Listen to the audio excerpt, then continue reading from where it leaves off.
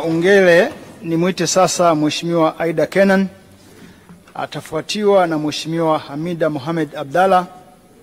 Mheshimiwa Neema Mwandabila ajiandae. Mheshimiwa Mwenyekiti, na kushukuru kwa nafasi. Na nichukue nafasi hii kumshukuru Mwenyezi Mungu mwingi wa rehema aliyenijalia uzima kusimama tena kwenye bunge lako tukufu. Mheshimiwa Mwenyekiti, lakini niwashukuru sana wananchi wangu wa jimbo la Nkasi Kaskazini kwa ushirikiano mkubwa ambao wamekuwa wananipatia, lakini imani kubwa walioijenga kwangu kuwa mwanamke wa kwanza katika historia ya nchi yetu na mkoa wetu wa Rukwa kuchaguliwa kuwa mbunge wa jimbo la Nkasi Kaskazini. Na imani hiyo nimeilinda na nitaendelea kuilinda. Mheshimiwa Mwenyekiti, lakini nimshukuru Mheshimiwa Waziri Mkuu kwa ziara aliyoifanya kwenye mkoa wetu na jimbo langu. Ziara zote ambazo amekuwa anazifanya Waziri Mkuu ni ziara zenye tija, zenye maagizo, na unaona faida ya ziara anazokuwa anazifanya. Kwa hiyo upande wa kumsaidia Mheshimiwa Rais na yeye kama mtendaji mkuu wa serikali, kiukweli viatu hivyo vimemtosha na amevitendea haki, na ameitendea haki nafasi hii. Mheshimiwa Mwenyekiti, pamoja na mema mengi ambayo yalifanyika kwenye ziara yake, nina mambo machache ya kushauri. Kabla sijaenda kwenye kushauri, jana amekamatwa Mheshimiwa Mwenyekiti wa Chadema, Mheshimiwa Tundu Antipas Mugwai Lissu, amekamatwa Ruvuma. Tungependa serikali, kwa kuwa yule ni kiongozi mkuu wa chama kikuu cha upinzani, taarifa za kukamatwa kwake na sababu ziwekwe hadharani, wa Tanzania wazijue, na taarifa itendeke kama Mtanzania mwingine. Taarifa Mheshimiwa. Taarifa. Asante sana Mheshimiwa Mwenyekiti.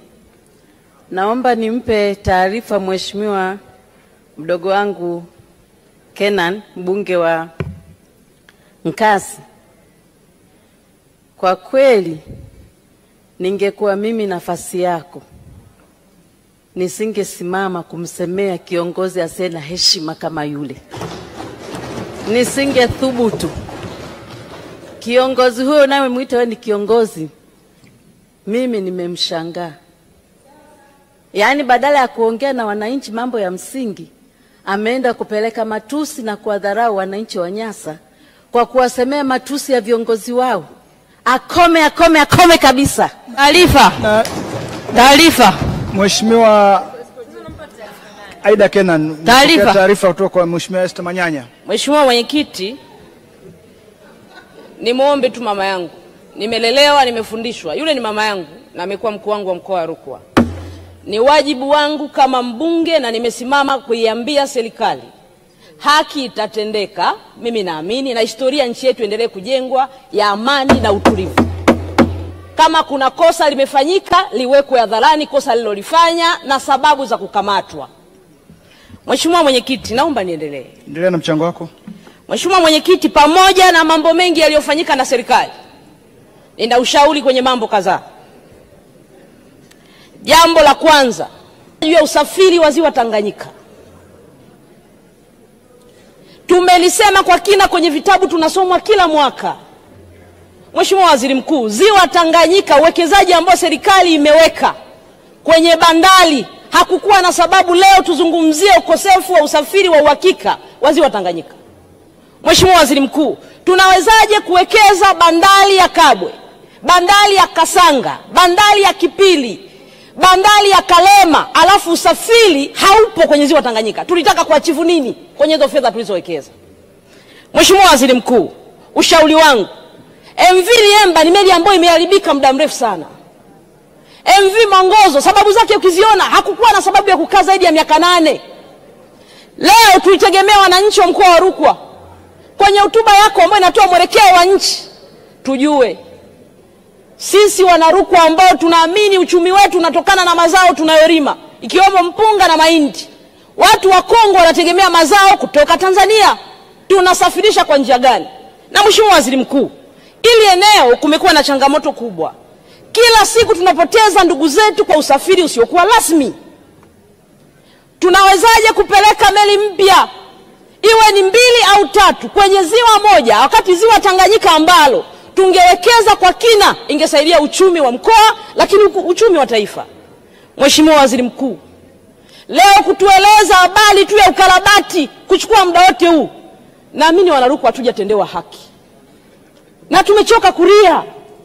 Je, wananchi wetu kupoteza maisha, biashara wanazozifanya kwa usafiri wanaotumia. Natamani kwenye hitimisho lako utueleze Wanarukwa, Kigoma na Katavi hatima ya usafiri wa uhakika wa Ziwa Tanganyika. Meli mpya ni lini tutapata, lakini hizo za ukarabati tu ni lini zitakamilika ili tuweze kuinua uchumi wetu wa mkoa wa Rukwa. Jambo lingine, Mheshimiwa Mwenyekiti, ni swala la uanzishwaji wa mamlaka za kiutawala. Hili jambo imekuwa kama favor hivi. Hili liko kwa mujibu wa sheria. Nimelisema leo wakati naulizwa swali, Mheshimiwa Mwenyekiti. Nimesema hivi, tume kutoka TAMISEMI 2013 ilifika Nkasi. Wakaangalia vile vigezo vyao vyote 13. Wakasema tumekizi vigezo. Nini kinatokea leo? Paka nazungumza mara kadhaa.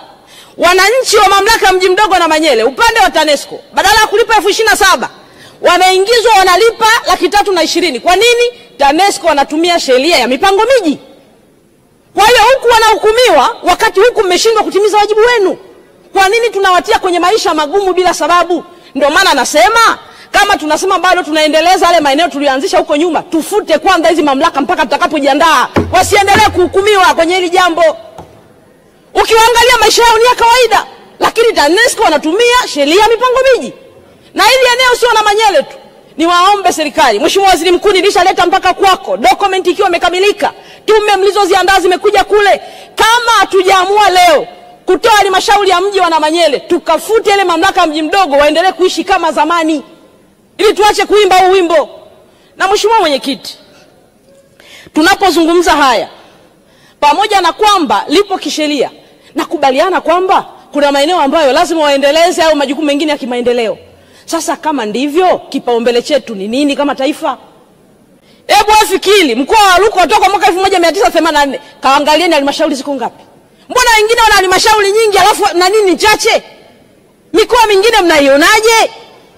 Tunaamini kuanzisha hizi mamlaka ni kupeleka huduma kwa Watanzania. Sasa kama kuna shida imejitokeza hivi karibuni, kwanza sheria yenyewe ile tuibadilishe ili tujue kwamba saa hizi kuongeza maeneo ya kiutawala ni favor au mtu aamue tu kwamba inakaaje. Mheshimiwa Mwenyekiti, jambo lingine, natambua jitihada za serikali upande wa kilimo. Na eneo hili limefanya vizuri sana kwa kuongeza bajeti, lakini hata utendaji wake. Leo wakulima baada ya kuweka ruzuku kwenye mbolea wameongeza tija sasa kilimo chao. Nataka kushauri jambo moja hapa. Mwaka jana wakati amekuja Mheshimiwa Rais kwenye jimbo langu, alisimama kama kiongozi wa nchi na kusikiliza kilio cha wananchi. Nikamweleza juu ya changamoto ya bei, aliongeza bei pale. Sasa hatuwezi kuwa tunasubiri mpaka aje kiongozi ndio tuzungumze changamoto ya bei. Mheshimiwa Waziri Mkuu, unajua kila mwaka lazima tuje kwako. Kuna changamoto ya bei ya mahindi. Sasa waziri wako wa kilimo anafanya kazi nzuri. Mbolea imekwenda, watu wamezalisha. Tunachotaka ni uhakika wa masoko ya wananchi wetu. Na sasa tunaenda kwenye msimu wa mavuno. Mvua zinaendelea.